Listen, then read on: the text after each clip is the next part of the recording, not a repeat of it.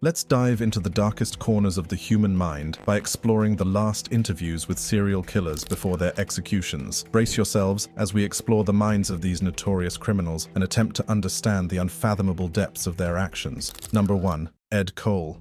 In an exclusive television interview, a condemned killer, Ed Cole, reflects on his life, punishment, and the suffering he inflicted upon his victims. The interview takes place hours before his scheduled execution. As the interview begins, the interviewer asks Cole about the stress he is experiencing and whether it is becoming harder or easier to cope. Cole admits that the past few days have been emotionally draining, leaving him tired and weary. But really, the last couple of days have been real emotionally, not mentally draining, not emotionally draining. Just feel tired and everything like that, exhausting. However, he remains resolute in his decision and does not express any desire to delay his execution. I just don't care to. When asked about his remorse for the victims, Cole acknowledges his sorrow, particularly for an 11-year-old girl murdered in 1967. Especially the one that was the 11-year-old girl way back in 1967. He reflects on the impact his actions may have had on her life and admits that even a 5-year sentence he once served did not alleviate his feelings of guilt. And even doing that 5-year sentence, it wasn't enough. But I thought about it and condemned myself for many years, because I can just imagine what her life might have been like. Although he doesn't mention the victims' names, the interviewer asks about the religious aspect of his situation. Cole considers it a personal matter, but acknowledges its presence in his thoughts. The conversation shifts to concerns about potential pain during the execution process. Cole admits that he is worried, as it is the first time this type of execution is being carried out in the state. If I said if I wasn't concerned about that, I'd be lying. Because everybody wants to go the, easiest, most comfortable way. He hopes for a comfortable and painless end, but the uncertainty leaves room for concern. When directly asked if he believes he deserves to die, Cole finds it difficult to answer. I can't answer that question. It is the question. For what I did, yes, I think I deserve to die. He acknowledges that his actions warrant the ultimate punishment, but the question represents the weight of his crimes. Carroll Edward Eddie Cole, born in Sioux City, Iowa, on May 9, 1938, is known as an American serial killer responsible for the deaths of at least 15 women and 1 boy between 1947 and 1980. Cole's troubled life began with a tumultuous upbringing, marked by his parents' strained relationship and his mother's infidelity. While his father fought in World War II, his mother exposed Cole to her extramarital affairs, threatening him into silence. This upbringing led to torment at school, where he faced ridicule due to his feminine name. At age 8, Cole's suppressed anger and desire for revenge manifested in the drowning of one of his classmates, Dwayne. Though authorities initially deemed it an accident, Cole later confessed to the calculated act of retribution against his mother. As a teenager, Cole committed petty crimes, leading to arrests for drunkenness and theft. After a brief stint in the U.S. Army, he was discharged for stealing pistols. Cole's violent fantasies and fear of women led him to contact the police and confess his disturbing thoughts. He spent time in mental hospitals, where doctors noted his inability to engage in sexual intercourse without killing women. Diagnosed with antisocial personality disorder, he was released in 1963. He moved to Dallas, Texas, where he married and later set fire to a motel due to suspicions of his wife's infidelity. His arson conviction resulted in a prison sentence. Upon release, Cole attempted to strangle an 11-year-old girl, which led to another prison term. Astonishingly, despite his murderous fantasies, he was not detained when doctors decided against it, and he returned to San Diego. A series of gruesome murders marked Cole's adult life. He justified his actions by claiming his victims reminded him of his adulterous mother. His capture came after becoming a suspect in one murder and being found at the scene of another. During questioning, Cole confessed to all the murders, admitting to killing at least 14 women over the previous 9 years. However, he was unsure of the exact number due to his intoxicated state during the crimes. Cole faced trial and received a life sentence for 3 murders in Texas in 1981. In 1984, he agreed to face additional murder charges in Nevada, resulting in a death sentence. Despite efforts by anti-death penalty activists to have his sentence commuted, Cole resisted their attempts. On December 6, 1985, he was executed by lethal injection at Nevada State Prison. Shortly after his death, his brain was removed for examination. Number 2. Wesley Allen Dodd. In 1989, the world was shocked by the heinous crimes committed by Wesley Allen Dodd, Dodd. This is the story of the man who kidnapped, sexually molested, and murdered young boys, as revealed in an interview. Dodd's dark journey began when he was arrested in 1989 for attempting to kidnap a young boy from a movie theater in Camas, Washington. However, during police questioning, the truth emerged. Dodd had sexually abused and killed 3 other boys in recent months. Shockingly, Dodd estimated that he had molested around 175 children throughout a 15-year period. Born into an unhappy home, Dodd's troubled childhood may have contributed to his criminal behavior. At 13, he began exposing himself to little kids through his bedroom window. He went on to molest 2 of his younger cousins and continued his crimes, primarily targeting neighborhood children while babysitting. Despite multiple arrests, Dodd received lenient punishments, reinforcing his belief that nobody cared about his actions. In 1981, Dodd enlisted in the U.S. Navy, but was discharged due to allegations of offering money to young boys in exchange for sexual acts. In subsequent years, he faced further arrests for child molestation attempts. Although he received counseling, Dodd openly admitted that it did not affect his desire to harm children.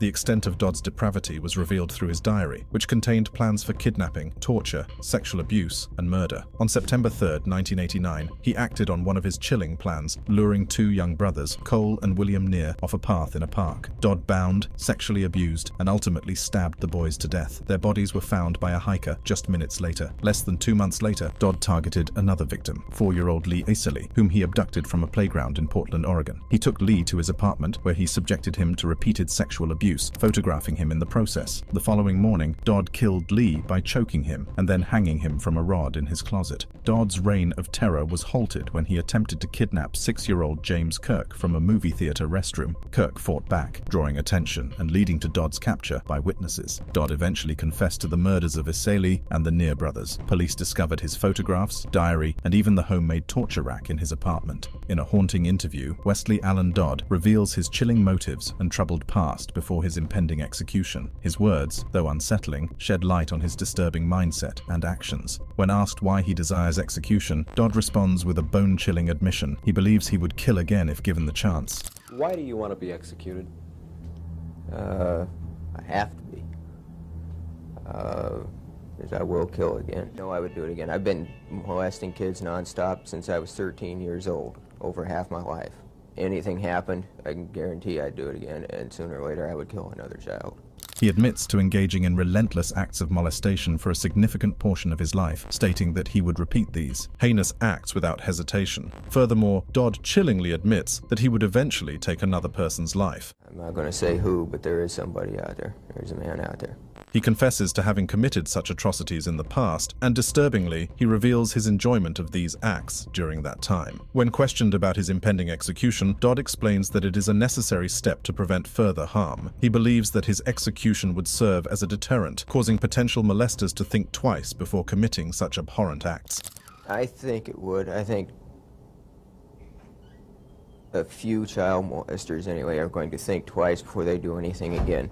He admits to moments of reflection where he contemplates the horrifying statements made by his victims before their untimely deaths. These memories haunt him, making it difficult to cope. However, he also mentions attempting to suppress these thoughts, attempting to block them out of his mind.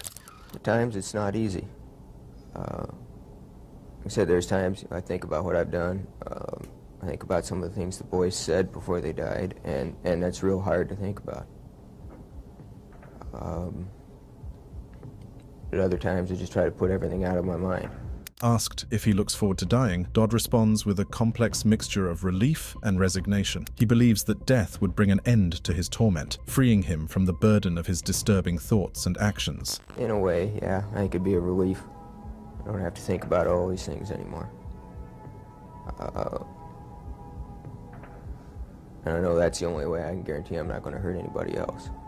In his twisted logic, he sees death as the only guarantee that he will no longer pose a threat to others. While he claims not to want to die at this moment, he acknowledges the inevitability and proximity of his execution. In this unsettling interview, Wesley Allen Dodd's admissions provide a horrifying glimpse into the mind of a serial killer. His desire for execution stems from a twisted certainty that he would continue his reign of terror, making it evident that his actions have left an indelible mark on both his victims and society as a whole. While incarcerated, Dodd wrote a pamphlet pamphlet titled When You Meet a Stranger, aiming to educate children about potential dangers. He faced skepticism regarding his motives, but some parents and teachers acknowledged its value in teaching children to protect themselves. Dodd also formed an unexpected connection with a woman whose father had died from a lack of a kidney transplant. Her 8-year-old son, Noah, began corresponding with Dodd, and the two developed a bond. Number 3. Velma Bullard. Velma Bullard, later known as Velma Barfield, was born into a low-income family in South Carolina on October 29, 1932. Her life of crime began early when she noticed the financial disparity between herself and her classmates. To afford small luxuries, she started stealing pocket money from her father. However, when her father discovered her actions and punished her, it marked the end of her childhood theft. Velma's adolescence was marked by sexual abuse from her father, leading her to seek escape from her home. At 17, she married her high school boyfriend, Thomas Burke, and they had 2 children together. Velma took a job at a textile plant, but had to leave due to medical issues that necessitated an emergency hysterectomy. This surgery, combined with her husband's increasing alcohol consumption, left her feeling isolated. To cope, she began taking prescription drugs such as Librium and Valium, visiting multiple doctors for prescriptions. After a heated argument with her husband, Velma left the house with her children, leaving Thomas alone. Tragically, the house caught fire under mysterious circumstances, resulting in her husband's death and the destruction of their home. Velma and her children moved back in with her parents, only for her mother to fall ill soon after their return. Her mother's illness went unnoticed as Velma began working as a caretaker for various individuals, 2 of whom also fell ill and died while under her care. During this time, Velma married Jennings Barfield, a widower. After an argument, Jennings became mysteriously ill and died of a heart attack. Once again, Velma and her children moved back in with her parents. Her father eventually succumbed to lung cancer, a death unrelated to Velma's actions. As a caretaker, she continued to be employed by families in the community. However, suspicion arose when 2 couples she worked for fell ill and died. Additionally, a new boyfriend named Stuart Taylor discovered Velma stealing from him and forging his checks before passing away mysteriously. Following Stuart's funeral, an anonymous tip led to a police investigation. Autopsies revealed traces of arsenic from rat poison in Stuart's system. This discovery prompted authorities to re-examine the deaths in Velma's life, finding the same brand of rat poison in the bodies of her other victims. Velma eventually confessed to 4 of the murders and received a death sentence. Despite attempts from psychiatric witnesses to prevent her execution, she was convicted. She became the first woman to be executed since 1962, when the death penalty was reinstated. Throughout the trial, Velma's age, grandmotherly appearance, and soft southern accent starkly contrasted with her confession as a serial killer. Her victims, including her mother, Stuart Taylor, John Henry Lee, and Dolly Edwards, were all found to have been poisoned with arsenic-laced food or drink. Velma's motive was financial, as she struggled with prescription drug addiction and resorted to theft. The defense argued that Velma intended to keep her victims ill until she could repay the stolen money and gain their gratitude by nursing them back to health. However, this defense crumbled under the prosecution's argument that Velma failed to inform doctors about the real cause of her victims' illnesses, thereby preventing potential life-saving treatment. Despite her remorse and public displays of mourning for each victim, Velma's conviction and death sentence were upheld. The local prosecutor, Joe Freeman Britt, the deadliest prosecutor in the nation, played a pivotal role in her trial. Velma's lengthy appeals garnered attention due to her gender, age, prison-influenced embrace of Christianity, and remorse. Before her execution, she was initially held at the Women's Correctional Facility in Raleigh. She was later moved to Raleigh's Central Prison due to security concerns. As the only woman prisoner in the facility, Barfield later resided in virtual isolation, situated in a cell just across from the execution chamber. In the interview before her execution, she said her closeness to the chamber serves as a constant reminder of her likely fate and complete isolation from the people she had been with for nearly 6 years. It's total,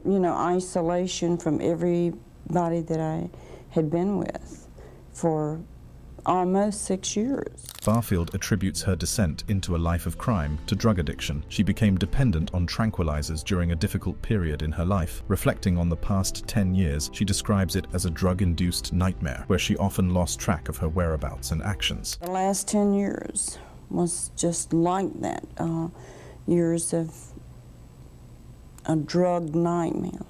Days of not knowing where you are or what you've done. Her attorney prevents her from discussing whether she was fully aware of her actions at the time of her crimes. However, during her imprisonment, Barfield claims to have found solace in her relationship with God. She believes that her faith has been instrumental in helping her endure the challenges of confinement. She acknowledges that living in prison is an ongoing struggle, even during the best of times, and she credits her strength and resilience to her connection with God. Living in prison every day is a struggle, even at its best. And I know that without him and the his strength that has sustained me, I couldn't have made it even thus far. Barfield, now drug-free and remorseful, expresses deep regret for the pain she has caused others. She apologizes for the harm inflicted on numerous individuals, expressing a sincere desire to bear their burdens if possible. I'm sorry for the hurt that I've caused so many people. Today, if it were possible, I wish that I could take every bit of hurt on myself. In her circumstances, Barfield grappled with the weight of her impending fate. Isolated from the outside world and aware of the consequences awaiting her, she sought solace in her faith and strived to make amends for her past actions. In the end, wearing pink pajamas and consuming a final meal of Coca-Cola and cheese doodles, Velma was executed by lethal injection. Velma Barfield's case remains significant for being the first execution of a woman in America in 22 years. Number 4. Ted Bundy. On November 24, 1946, Ted Bundy was born in Burlington, Vermont. He would go on to become one of the most infamous serial killers in American history. Despite his charming demeanor and intelligence during his youth, signs of Bundy's sadistic tendencies began to surface during his teenage years while he lived in Washington. By 1972, Bundy had completed college and appeared destined for a promising future in either law or politics. However, it was in 1974 when his passion for violence came alive as he mercilessly assaulted his first verified victim. Bundy strategically targeted young and attractive college women near his residence in Washington and later in states such as Utah, Colorado, and Florida. He employed various deceptive tactics to lure them into harm's way. Often, he would disguise himself by wearing casts on either an arm or leg while hobbling around with crutches. Utilizing his charm and deceitful pretense of disability, he cunningly persuaded his victims to assist him in carrying books or unloading belongings from his vehicle. Furthermore, Bundy skillfully adopted the guise of authority figures, such as police officers or firefighters, to gain their unwavering trust before launching his sinister attacks. Upon entering his 1968 tan Volkswagen Beetle, Bundy would abruptly and forcefully strike his unsuspecting victims on the head using a crowbar or pipe. Subsequently rendering them powerless with handcuffs, he forcibly confined them within the vehicle. Notably, he even removed the passenger seat to create a concealed space on the floor where the victim could lie undetected by any external observers. After having imprisoned these unfortunate individuals, Bundy committed unspeakable acts such as rape and murder against multiple women, often employing methods like strangulation or brutal bludgeoning both during and after death. Compounding this horrifying reality is Bundy's disgusting habit of mutilating their bodies while revisiting dump sites or even keeping some remains in his living quarters. Most disturbingly, it came to light that he boldly exhibited certain victims' severed heads within his apartment as grim trophies of his atrocious crimes. By leaving barely any traceable evidence and taking advantage of the limited forensic techniques available in the 1970s, Bundy avoided detection for an extensive amount of time. Bundy's initial apprehension occurred in Utah on August 16, 1975, after he fled from a patrol car. After the initial escape, Bundy went to Florida and resumed his cycle of violence. He targeted primarily Florida State University students as his victims, subjecting at least 6 more individuals to rape or murder. However, Bundy's crimes finally caught up with him when he was pulled over for a minor traffic violation on February 15, 1978. In the final hours before his scheduled execution, Ted Bundy sat for an interview. What's going through my mind right now is to use the minutes and hours that I have left as fruitfully as possible and see what happens. It helps to live in the moment in the essence that we use it productively.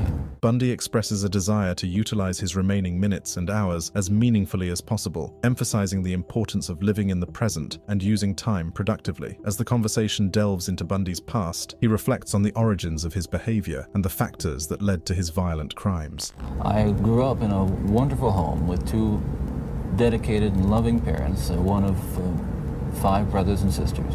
We regularly attended church, 2 Christian parents who did not drink, they did not smoke, there was no gambling, there was no physical abuse or fighting in the home. Despite growing up in what he describes as a healthy, loving, and Christian household, Bundy acknowledges encountering explicit content, including pornography, during his adolescent years. He explains how exposure to violent and sexualized pornography played a role in fueling his fantasies and gradually eroding the barriers that restrained him from acting upon his destructive impulses. The most damaging kinds of pornography are those that involve violence, and as I know only too well, brings about behavior that is just too terrible to describe. However, he refused to blame pornography and took responsibility for his actions. That I'm not blaming pornography, and not saying that it caused me to go out and do certain things. And I take full responsibility for whatever I've done and all the things that I've done. The interview further explores Bundy's descent into violence, with the interviewer probing the emotional effects of his first murder. Bundy describes a feeling of being possessed by something horrible and alien, only to wake up the next morning in horror and guilt, realizing the magnitude of his actions. Absolutely horrified that I was capable of doing something like that.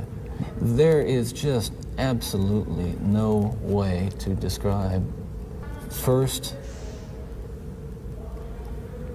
the brutal urge to do that kind of thing. He grapples with the stark contrast between his regular life, where he appeared normal to friends and family, and the hidden darkness within him. I wasn't some guy hanging out at bars or a bum, or I wasn't a pervert in the sense that, you know, people look at somebody and say, I know there's something wrong with him, and just tell. And I had good friends, except for this one small but very potent and very destructive segment of it that I kept very secret. Bundy candidly discusses the detrimental effects of pornography, particularly violent and sexually explicit material, which he experienced as an addiction. He emphasizes that while not everyone who consumes pornography becomes violent, there is a percentage of individuals, like himself, who are deeply influenced by it. Bundy draws attention to the graphic violence depicted in modern media, expressing concern that it can reach vulnerable individuals and potentially lead them down a destructive path. The interview addresses Bundy's remorse for his victims and their families, acknowledging the pain he caused and the irreparable damage inflicted upon them. He acknowledges that forgiveness is not expected and that the punishment he deserves is the most extreme society can offer to protect itself from individuals like him. I don't want to die. I'm not going to kid you. I'll kid you not. I deserve certainly the most extreme punishment society has, and I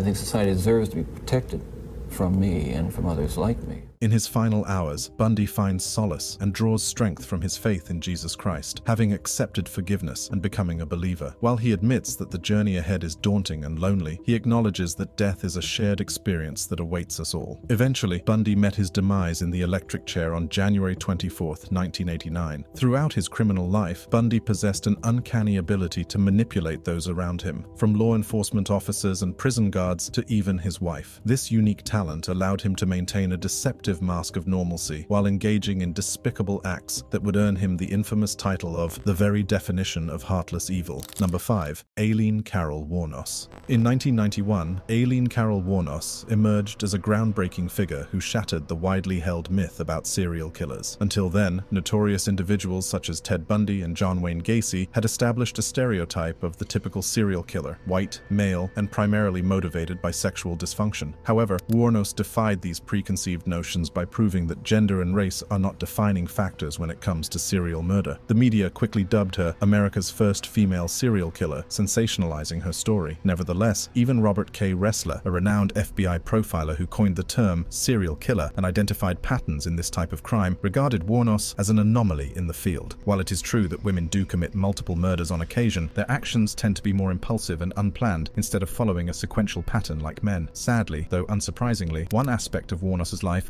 aligns with her male counterparts. She too experienced severe abuse and violence during her childhood, similar to the experiences of Henry Lee Lucas and Richard Ramirez, among others, before her infamous crimes. Finding herself trapped in the cracks of support systems, she turned to a life of wrongdoing fueled by hopelessness and rage. Born on February 29, 1956, in Rochester, Michigan, Wuornos spent her formative years under the misconception that her grandparents were her biological parents. In actuality, they had adopted both Wuornos and her brother Keith. At a young age, Aileen's mother, Diane, entered into marriage but quickly initiated divorce mere moments after giving birth to Wuornos. Subsequently, Diane remarried and had 2 more children, while Wuornos and her brother were raised by their grandparents. Life in Wuornos's grandparents' home was far from easy. Laurie Wuornos's grandfather was an alcoholic who subjected her to frequent beatings and abuse. Aileen endured physical and emotional trauma, including allegations of sexual abuse by her grandfather. These experiences led her down a destructive path, and by the age of of 12, she was trading sex for money and cigarettes. At 15, Wuornos left home and became a homeless sex worker, relying on theft and illegal activities to survive. Over time, her criminal behavior escalated, and she was involved in various offenses, such as burglary and assault. She adopted different aliases to cover her tracks. In 1989 and 1990, Wuornos committed a series of murders, targeting men she claimed had solicited her for sex and then attempted to rape her. She killed 7 men, leaving a trail of bodies across Florida. Wuornos's self-defense claims were met with skepticism, and she was convicted of 6 counts of murder. Despite her plea and assertions of abuse, she received 6 death sentences. During her time on death row, Wuornos exhibited signs of paranoia and maintained a conflicted stance regarding her crimes. She participated in an interview before her impending execution. Her words provide a glimpse into her troubled mindset and the circumstances surrounding her crimes. Considering the gravity of her situation, Wuornos seemed remarkably composed as she discussed her preparation for the following morning.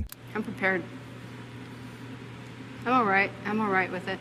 Acknowledging her sloppiness and lack of professionalism as a murderer, Wuornos claimed that law enforcement knew her true identity after the death of Richard Mallory, the first victim. She believed that the police covered up her initial crimes and allowed her to continue killing, inadvertently turning her into a serial killer. She claimed to have left fingerprints at the crime scenes, but the authorities failed to apprehend her, leading to additional victims. I know that the cops knew who I was. After Richard Mallory died, I left prints everywhere, and they covered it up and let me kill the rest of those guys to turn me into a serial killer. Wuornos then shared disturbing details about her time in prison, alleging torture and psychological torment. She claimed that the prison staff used sonic pressure on her head and manipulated surveillance equipment to hinder her communication. Wuornos suspected the existence of hidden devices that affected her thoughts and writing, leading her to question her sanity. Well, I think their whole plan was to try to make it look like I was totally crazy, and so nobody would believe anything I had to say about anything. She also described mistreatment by prison officials, including increased harassment, inedible food, and suppression of her complaints and grievances. Wuornos believed that the authorities intentionally sought to portray her as mentally unstable, to discredit her claims, and ultimately drive her to madness. Wuornos maintained her faith in a higher power despite her suffering, expressing confidence that God, Jesus Christ, and the beyond would welcome her. She speculated about a transcendental experience, likening it to the beaming technology depicted in Star Trek, suggesting that she would journey to another planet or dimension. Wuornos firmly believed her actions were justified, asserting she had saved many people from harm. God is going to be there, Jesus Christ is going to be there, all the angels and everything. And, you know, whatever's on the beyond, I think it's going to be more like Star Trek beaming me up into a space vehicle, man. I know it's going to be good because I didn't do anything as wrong as they said. I did the right thing.